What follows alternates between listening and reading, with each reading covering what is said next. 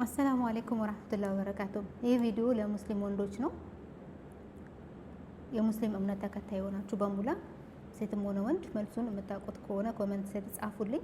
የሌላ እምነት ተከታዮችም ከዚህ ቪዲዮ ትማሩበታላችሁ ብዬ ተስፋ አደርጋለሁ። በእስልምና ትዳር ውስጥ ማለት ነው አንዲት ሴት ከተጋባች በኋላ ወንዱን ፍላጎቱን ማሟላት አለባት እሷ ማለት ነው። ለምሳሌ በግንኙነቱ ወቅት ማለት ነው በፈለገ ሰዓት እሱ ማድረግ ከፈለገ እሷ እሺ ማለት አለባት፣ አለዛ መላኢካ ይረግሟታል ይባላል። እና ይህንን የነገረኝ የቀድሞ ባለቤቴ ነውና ሲነግረኝ እኔ አልፈልግም ባልኩ ሰዓት ምን ይላል? መላኢካ ይረግሙሻል ይላል። እና አንድ ሴት ማለት ነው እሷ ጥሩ ምግብ ሳትበላ ፍላጎቷን የሚያነሳሳ ነገር ሳትበላ፣ ሁሉም ምግብ ስሜት ያስነሳል ወይም ደግሞ ስለበላሽ ስሜቷ ይጠፋል ወይም ስላልበላሽ ስሜቷ ይመጣል አይደለም። የኔ ዋናው ነገር ዋናው ጥያቄ ቢያንስ አንድ ሴት ስሜት እንዲኖራት ወንድ ልጅ በመጀመሪያ ስለ ልቦናዋን መጠበቅ አለበት። ሆዷ ስለሞላ ብቻ አይደለም፣ ስለ ልቦናዋ መጠበቅ አለበት። ለሷ ክብር፣ ፍቅር ሊያሳያት ይገባል። የየዕለት ተዕለቱ የሚያደርገው መልካም ንግግሮች እሷን ሰውነቷ ለሱ ዝግጁ እንዲሆን ያደርጋል። ይሄ ተፈጥሮ ነው።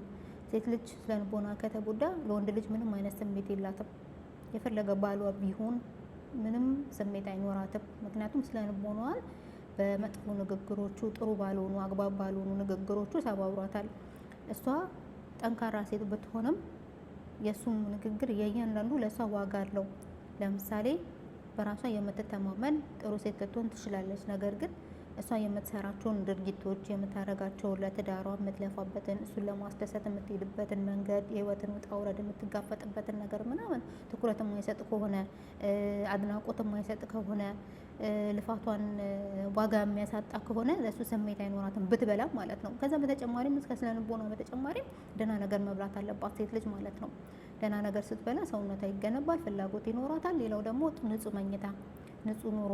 በቃ ንጹህ ኑሮ ስላችሁ ይሄ አመድ አፈር ልሶ ምናምን ሳይሆን በቃ የተስተካከለ በምንም ሁኔታ ውስጥ ቢሆን ማለት ነው። አመድም ተጠረገ አቧራም ተጠረገ አብሯት አፈሩንም አመዱንም የሚጠርግ መሆን አለበት። ገባችሁ አይደለ?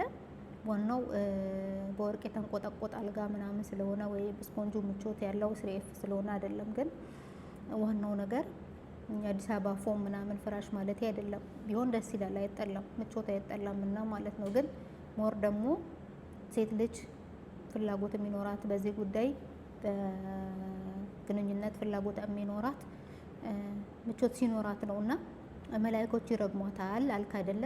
ላንተና ላንተ መሰሎች ነው ይሄ። እንደዛ ከተባለ እሱንስ መላኢኮች አይረግሙትም ወይ? እሷ ሞራሏን ሳይጠብቅላት ስሜቷን ሳይጠብቅላት አሟት ሊሆን ይችላል። የተለያዩ የስሜት መቀነስ የሚመጣ የሆርሞን መዛባት ገጥሟት ሊሆን ይችላል። ለምሳሌ አንዳንድ ሴት የወሊድ መከላከያ የምትጠቀም ከሆነ የስሜት መቀነስ ይታይባታል። እና ይህን ነገሮች ከግንዛቤ አይገባም ወይ? መላኢካ የሚረግሟት እሷ ፍላጎት ሳይኖራት የግድ እሱን ለማስደሰት ብላ መተኛት አለባት ወይ? እሱንስ መላኢኮች አይረግሙትም ወይ? ሳትፈልግ እንዴት ነው አንድ ሰው ሳይፈልግ እንዴት ነው ከወንድ ጋር መተኛት የሚችለው? ይህንን ሙስሊሙ ማህበረሰብ ይህንን ቪዲዮ እርግጠኛ ነኝ ይደርሳችኋል። እህቶቼ፣ ወንድሞቼ ይህንን መልሱን የምታውቁ ኮመንት ስራ አስቀምጡልን፣ እንማማርበታለን። በጣም ውስጤ ጥያቄ የፈጠረብኝ ነገር ነው። ታውቃላችሁ እኔ ከክርስትና ወደ እስልምና ነው የመጣሁትኝ። ግን በክርስትና እምነት እንደዛ የለም። በእስልምና ግን እንደዚህ የሚባል ነገር አለና ልክ ሴቷ ኃላፊነቷን እንደማትወጣ ለምንድን ነው መላኢካ የሚረግሟት? ስላልተኛች ነው የሚረግሟት? ስሜት ማለት ይሄ ለምንድን ነው በዚህ ደረጃ የእስልምና እምነት ለሴት ልጅ ያለው ላቅ ያለ ክብር እያለ ነገር ግን ይሄን ባለማድረጓ ይረግማታል የተባለው አስተያየት ቢሰጥበት ደስ ይለኛል። ምናልባት እኔ የማውቀው ይህንን ብቻ ነው። ግን ሙሉ ማብራሪያውን ማወቅ እፈልጋለሁ። ከምሬን ከልቤ ነው የምላችሁ፣ ማወቅ እፈልጋለሁ። ብዙ እህቶቼ እንደኔ ጥያቄ ፈጥርባቸዋል ብዬ አምናለሁ። ምክንያቱም እሱን ማስደሰት እኮ መጀመሪያ በአንድ ነገር አምናለሁ። ሴት ልጅ ባሏን ማስደሰት ተፈጥሮም የሰጠቻት ደስተኛ እንድትሆን ስሜታዊ ሳቱን ከስሜታዊነት ወጥታ ፍሳቋ፣ ፈገግታዋ ምናምን ምናምን ሁሉ ነገሯ ከባሏ ጋር ነው ደስታዋና ያንን ደስታ ደግሞ የምታገኘው እሷ ደስታ ስትሰጠው እንደሆነ ታምናለች። ታዲያ ለምንድን ነው እሱ ሳያስደስታት እሱ አይምሮዋን ሳይጠብቅላት እሱ ምንም ሳይመስለው እሱ ስሜት ስላለው ብቻ መተኛ ስላለባት መላይካ ይረግሟታል ተብሎ እንደዚህ የተደነገገው? በቂ ማብራሪያ ያስፈልጓል ብዬ ስለማመን ከእውቀት አንጻር ስለሆነ በመሰለኝ ስለማይነገር ይሄ ነገር እኔ እማውቀው ነገር ስለሌለ እባካችሁ ይህንን የምታውቁ መልስ እንድትሰጡበት ነው። ከቻላችሁ በየትኛውም የሶሻል ሚዲያ ከሆነ ይህን ቪዲዮ ያገኛችሁት ሜንሽን አድርጋችሁልኝ እንድሰማ ብታደርጉኝ በጣም ደስ ይለኛል። ቪዲዮን ያዘጋጀውላችሁ አመለወርቅ መኮንን ነኝ። ከየሺ ኪችን ነው። ዛሬ ምግብ ያላቀረብኩላችሁም ምክንያቴ ከዚህ በፊት የሰራሁትን ቪዲዮ ነግሬያችኋለሁ። ካለሁበት ሁኔታ አንጻር ነው። ኢንሻአላህ ሁሌም የኔ ፍላጎት ከእናንተ ጋር በመልካም ነገር መገናኘት ነውና እና ከቀድሞ ትዳሬ ደስተኛ ስላልሆንኩኝ እኔ ያገባሁትኝ ከሀራም ለመራቅ በእስልምና ሃይማኖት ቤተሰብ እንዲኖረኝ እንድመሰርት በቃ እስላማዊ የሆኑ ነገሮችን በእኔ ቤት ውስጥ በነፃነት ህይወቴን እንድኖር እንዳካሄድ እስልምናን በደንብ ጠንቅቄ እንዳውቅ ነበረ። ግን በሚገርም ሁኔታ ባለማስተዋሌ ሙስሊም ብቻ ነው ብዬ አለባበሱና ጺሙን ብቻ አይቼው ያገባሁት ሰው ግን ከፍተኛ የስነ ልቦና ጫና እንዲደርስብኝ ምክንያት ሆኗል። እኔ እሱን እየወቀስኩት አይደለም፣ እኔ ነኝ ጥፋተኛ።